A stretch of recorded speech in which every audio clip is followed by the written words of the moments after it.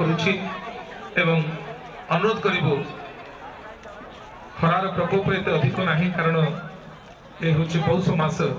शीत एवं खरार एक मिश्र अनुभव को नहीं आपण माने निज पई उद्दिष्ट रहितबा आसन रे आसीन होई जानतु एवं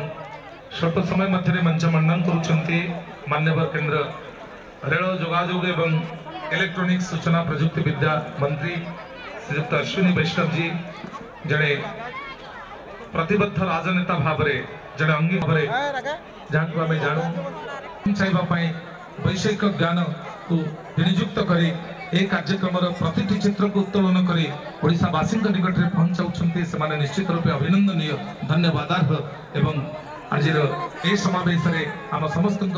जी आनंद मुहूर्त आनी आम समस्त भितर से अंगीकारबद्धता और प्रतिबद्धता को थोड़ी धरुची आम भितर से दायित्वबोध को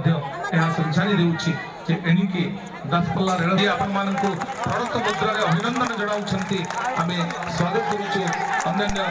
विशिष्ट राजनेता मानकु अंचल जे माने एठारे मंच मंडन करी हम समस्त को गौरवान्वित करूछंती आमे स्वागत करूछु माननीय सांसद डॉक्टर अच्युत सामंत महोदय को ओडिसा शिक्षा क्षेत्र में सामाजिक दायबद्धता क्षेत्र में जे एक विशेष भाव में दिगबारिणी होइछंती हम समस्त डॉक्टर अच्युत सामंत महोदय माननीय विधायक श्री रमेश चंद्र बेड़ा महोदय को स्वागत करूछु अंचल